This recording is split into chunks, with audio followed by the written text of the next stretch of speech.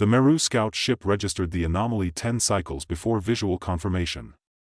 Something was wrong with the target planet's atmosphere. Where most habitable worlds displayed predictable, stable composition patterns, this one shifted erratically. Nitrogen levels fluctuated by several percentage points across different regions. Carbon dioxide concentrations varied wildly, with some areas showing dangerous depletion. Interference patterns consistent with artificial manipulation, Subcommander Velan reported, her secondary eyes blinking in concern as she examined the readouts. The biosphere is chaotic. Fleet Commander Terex moved to the observation deck, his crystalline exoskeleton reflecting the dim blue light of the ship's interior. His race had conquered 17 systems across 3 spiral arms, their superior biology and technology crushing all resistance. The Meru needed no weapons, their bodies were weapons-perfect killing machines forged through evolutionary dominance. Atmospheric tampering, he concluded. Primitive terraforming attempts. Velan adjusted her sensory appendages. But the patterns are too irregular. It's as if the inhabitants are working against each other. Terex's mandibles clicked in amusement. Internal conflict. Predictable for lesser species. The main viewscreen flared to life as they entered orbit. Earth rotated below them, a blue-green marble swirled with white. Data streamed across secondary displays, population centers, energy outputs, communication networks. Curious, Terex mused. They've developed spacefaring capability, yet they've barely ventured beyond their lunar satellite. Technological assessment indicates they're at least 5 centuries behind our capabilities, Velan confirmed. Preliminary scans show no unified planetary defense system. Terex's combat sensors tasted the air. Begin the harvesting protocol. Standard procedure: neutralize military capabilities, eliminate leadership structures, then process the population for resource extraction. Velan hesitated. Commander, there's something else. The dominant species, they cohabitate with other predatory life forms. Elaborate. They've altered the genetic structures of other apex predators on their world. They live with them. In their dwellings. Terex's feeding tendrils twitched. Impossible. No rational species would allow competing predators in their habitat. The viewscreen shifted to surveillance footage captured by their advanced probes. A human female jogged along a path, a large canine genetically descended from wolves loping beside her. In another image, a human child cradled a small feline predator against its chest. They've domesticated them, Velan said, her voice betraying her disbelief. Not just as labor sources. They form emotional attachments. Terex's carapace hardened reflexively. Weakness. This conquest will be swift. Captain Maya Reyes stared at the satellite feed, her coffee growing cold beside her keyboard. The anomaly had appeared 20 minutes ago, a distortion in low Earth orbit that defied explanation. NASA thought it might be a sensor malfunction. The Pentagon suspected a new Chinese stealth platform. But Maya knew better. It's a cloaking field, she muttered, reaching down to scratch behind her German shepherd's ears. Atlas whimpered softly, sensing her tension, her phone buzzed. It was Dr. Chen from SETI. Tell me you're seeing this, he said without preamble. I'm looking at it now, Maya replied. Gravitational lensing effect. Whatever it is, it's massive. And not trying very hard to hide anymore, Chen added grimly. Maya, we're picking up energy signatures consistent with the line went dead. Maya's screen flickered, then stabilized to show a feed from downtown Chicago. A massive crystalline structure had materialized over the skyline, its translucent surface refracting sunlight into prismatic beams. Smaller craft shaped like elongated teardrops detached from its underside, descending toward the city, Atlas growled, the fur along his spine rising. Good boy, Maya whispered, already moving. She grabbed her go-bag and her service weapon. You're right. Something very bad is coming. By the time she reached her car, reports were flooding in. Chicago, New York, London, Beijing, Moscow, crystalline ships hovering over every major city. The military response had been immediate and futile. Fighter jets exploded mid-air before they could engage. Missile installations fell silent. Global communications networks collapsed in cascading failures. Maya drove against the flow of panicked traffic, Atlas in the passenger seat beside her. The research facility where she worked was 30 miles outside the city, a joint special operations command black site disguised as a telecommunications hub. If anyone had contingency plans for this scenario, they would be there. Colonel Tanner met her at the checkpoint, his face grim. Captain Reyes. Glad you made it. Sir, what are we looking at? Maya asked as they hurried through the facility's underground levels. Full-scale invasion, Tanner replied. Conventional forces are ineffective. These things, whatever they are, they're not just technologically superior. Their biology is wrong. Bullets pass through them. They adapt to energy weapons after a single exposure. They entered a secure briefing room where a dozen military and scientific personnel huddled around displays. Among them was a lanky man with disheveled hair and a rumpled lab coat, Dr. Ethan Novak, the brilliant but eccentric xenobiologist who joined the program 3 years ago. His face lit up when he saw Atlas. "You brought your dog," he exclaimed, seeming genuinely delighted despite the apocalyptic circumstances. "Focus, Doctor," Tanner growled. Novak's expression sobered.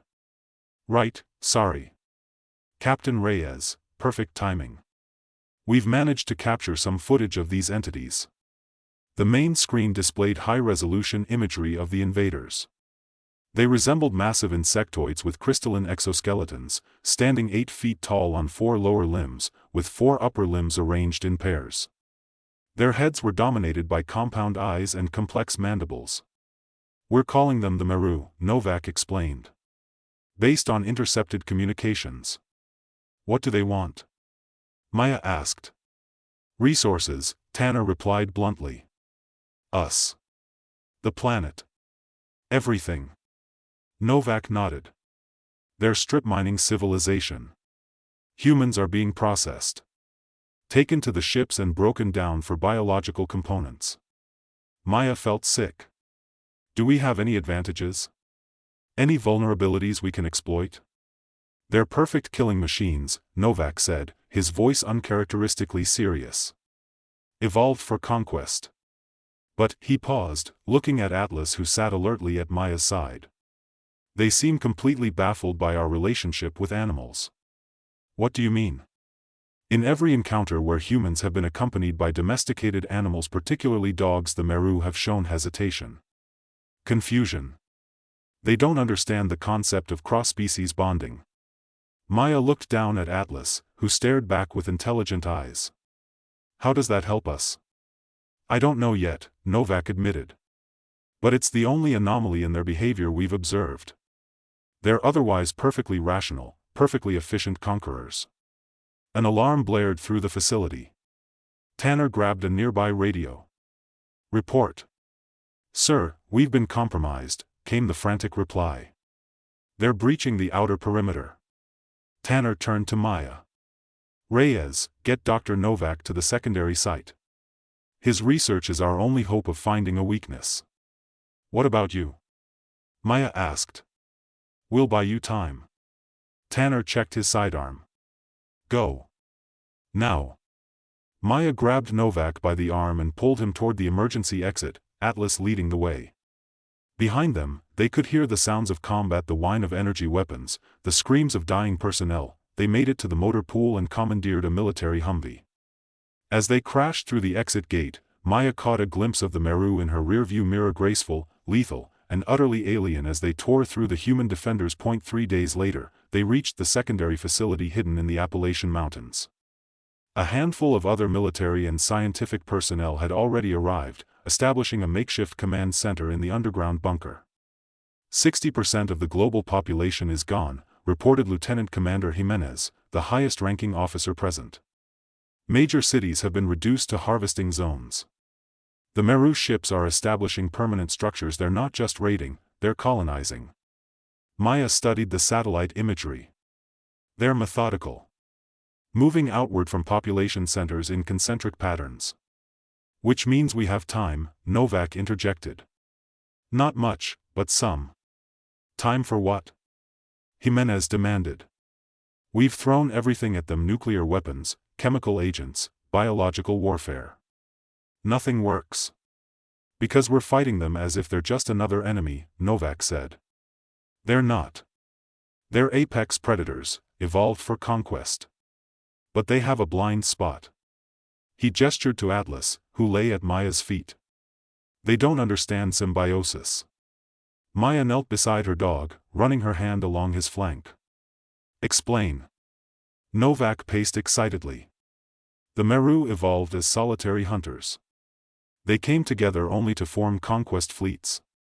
Their understanding of cooperation is purely hierarchical commanders and subordinates. They don't grasp mutual benefit between different species. How does that give us an edge? Jimenez asked skeptically. Their psychology, Novak replied. They assess threats based on their own evolutionary model. They understand weapons, technology, tactics. But they don't understand companionship. Maya's eyes widened. You're suggesting psychological warfare? I'm suggesting we embrace what makes us human, Novak said. Our capacity for connection, even with species that should, by all evolutionary logic, be our competitors or prey. The plan was desperate, built on a theoretical understanding of alien psychology and a lot of hope. But it was all they had. Maya led a team of 20 volunteers, each accompanied by a trained service animal, mostly dogs, but also a few handlers with other animals. They approached the perimeter of a Meru harvesting zone under cover of darkness. Remember, Maya whispered into her radio, the goal isn't to kill them. It's to confuse them. To make them question their understanding of us as a species. Beside her, Atlas remained silent, his training keeping him still despite the tension in the air. Maya checked her equipment one last time, not weapons, but specialized broadcasting devices designed by Novak to hijack the Meru's communication frequencies. On my mark, Maya said. 3, 2, 1, execute. They moved forward, breaking into smaller teams. Maya and Atlas approached a processing center where captured humans were being held. The Meru guards, 2 8-foot crystal carapaced nightmares, noticed them immediately. Maya activated her device. It transmitted a series of frequencies modeled after the Meru's own communication patterns but filled with data about human-animal relationships, thousands of years of domestication, companionship, mutual evolution. The guards hesitated, their compound eyes flickering between Maya and Atlas. She issued a hand signal, and Atlas moved forward, not attacking but simply positioning himself between Maya and the aliens. The Meru's sensory appendages twitched in apparent confusion. One made a move toward Maya, but Atlas issued a low growl. The alien froze. Similar scenes played out across the perimeter. The Meru didn't attack as expected. Instead, they seemed to be analyzing, reassessing. Within minutes, a larger ship descended from above a command vessel. Phase 2, Maya radioed to her team. Fall back to position Alpha. They retreated, but not in panic. Methodically, humans and animals moving in perfect coordination. The Meru followed, but at a distance, still not attacking. At position Alpha, a cleared area within visual range of the main Meru ship. Novak waited with the second phase of the plan. As Maya's team arrived, he activated a massive array of holographic projectors, the night sky filled with images, humans and animals throughout history. Cave paintings showing early humans hunting alongside wolves. Ancient Egyptian hieroglyphs depicting cats as sacred companions. Medieval tapestries of falconry. Modern footage of service dogs guiding the blind, therapy animals comforting the sick, working animals on farms and in search and rescue. They're watching, Novak whispered excitedly. They're actually watching. The Meru forces had formed a perimeter around the display area but made no move to attack. More ships descended, their crystalline surfaces refracting the holographic images. Now, Maya said, nodding to Novak. He activated the final phase, a direct transmission to the Meru command structure. Not threats or demands, but simple data. The genetic history of dog domestication. The oxytocin responses in both humans and dogs during interaction.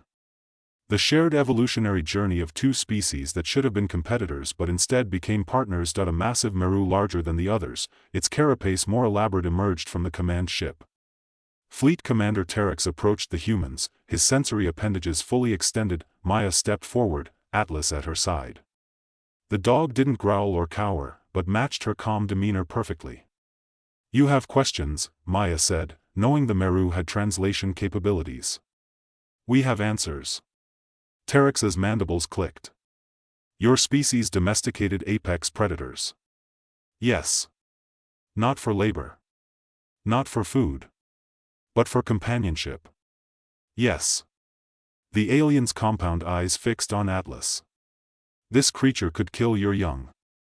Its ancestors were deadly to your kind. And now they protect our young, Maya replied. They find our lost. They guide our blind. They comfort our sick and dying. A long silence followed. The Meru commander's crystalline exoskeleton shifted colors slightly, a sign of intense internal processing, according to Novak's research. You made killers into protectors, Teryx finally said. You transformed enemies into allies. It's what humans do, Maya replied. We connect. We adapt. We transform. The Meru commander's sensory appendages twitched. We have conquered 17 systems. No species has ever presented this paradigm.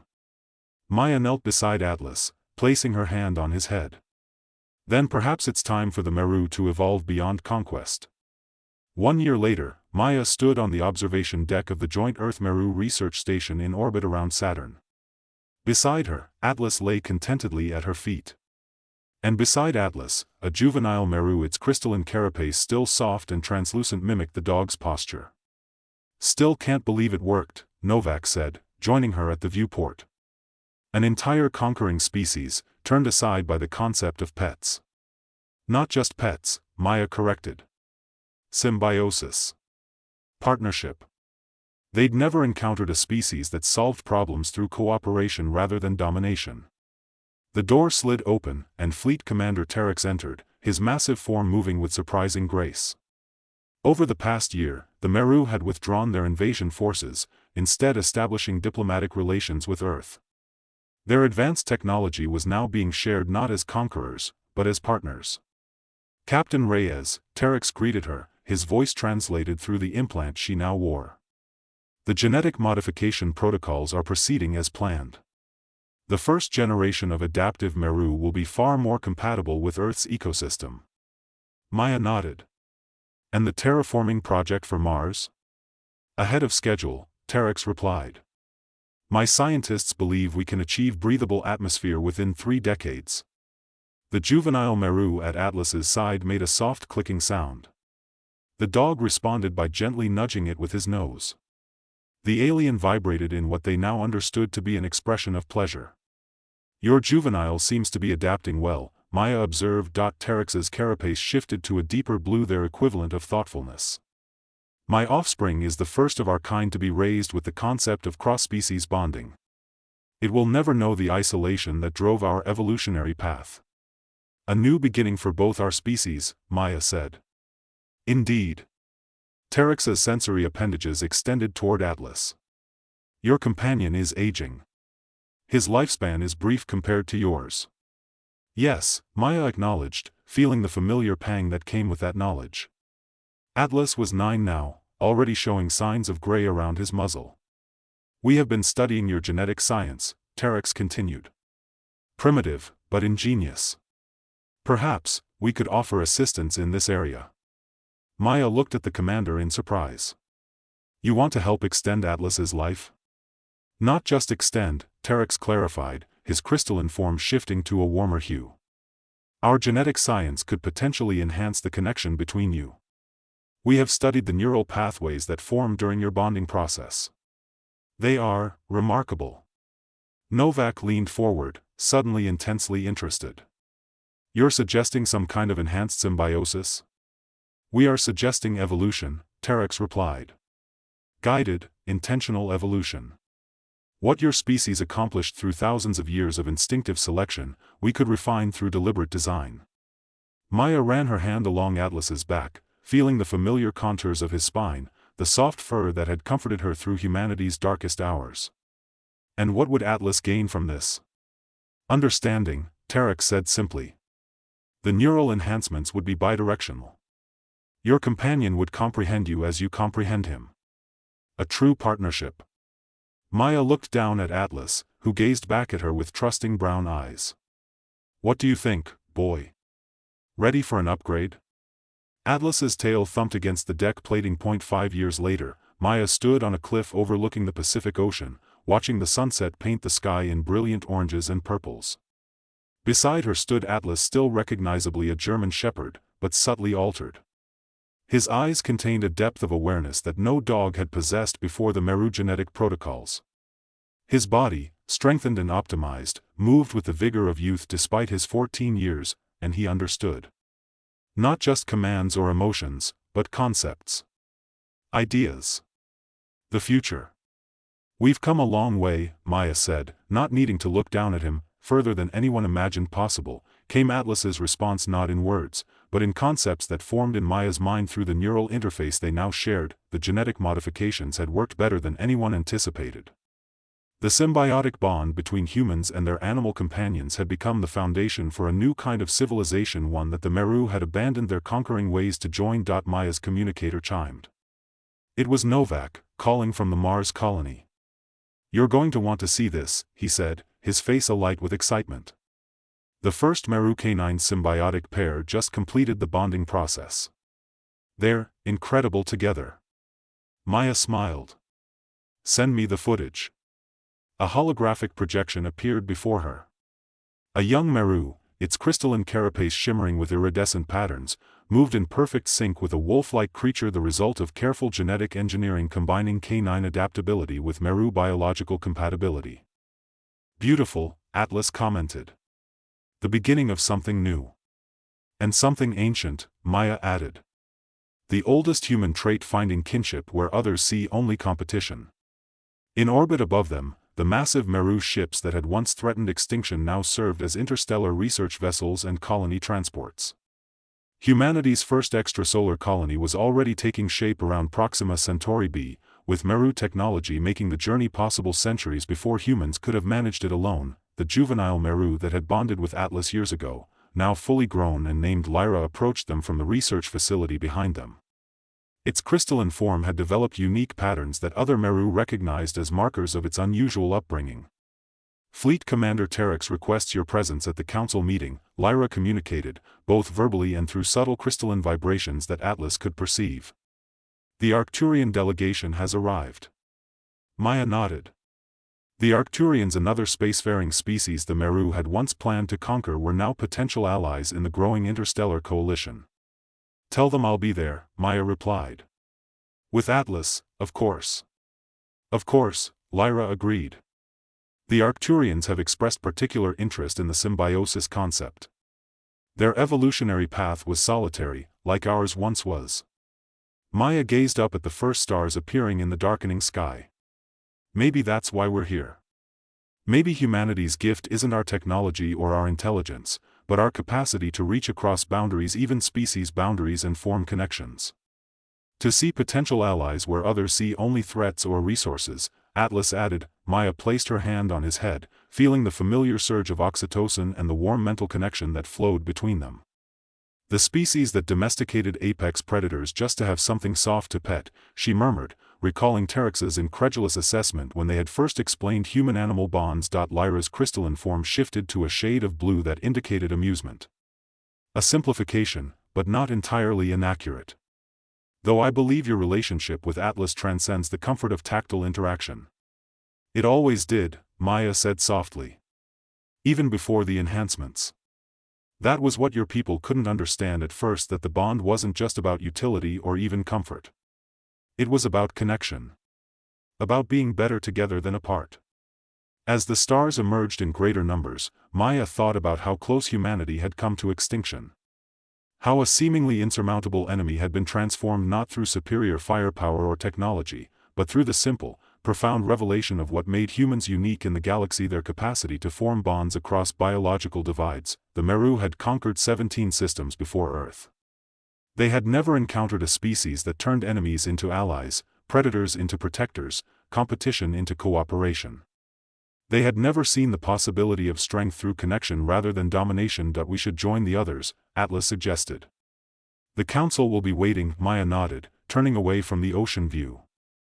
Behind them, the research facility glowed with light. Human scientists working alongside Meru researchers, dogs and cats wandering freely through the complex, the first generation of enhanced animals communicating complex ideas to their human partners. A new kind of civilization was taking shape, not built on conquest or competition, but on the understanding that diversity created strength, that differences could be complementary rather than confrontational. You know, Maya said as they walked back toward the facility, when I brought you to that military base 5 years ago, I never imagined you'd end up helping save the entire species. Atlas's mental presence radiated something like a chuckle. I always knew there was something special about you humans. Any species crazy enough to invite wolves into their homes and call them family had to have potential. Maya laughed. Is that a compliment or an insult? Both, Atlas replied. That's what makes humans interesting. As they entered the council chamber, representatives from 3 species rose to acknowledge them: human, Meru, and now Arcturian. The impossible had become reality. Predators had become partners. Enemies had become allies, and it had all started with the uniquely human impulse to reach across the divide of species, to see potential for connection where logic dictated only competition could exist. The species that domesticated apex predators just to have something soft to pet had transformed the galaxy's understanding of what strength truly meant: not the power to conquer, but the wisdom to connect. And as Atlas pressed against her leg, his mind touching hers through their enhanced bond, Maya knew that humanity's greatest weapon had never been its technology or its resilience or even its intelligence. It had always been its heart.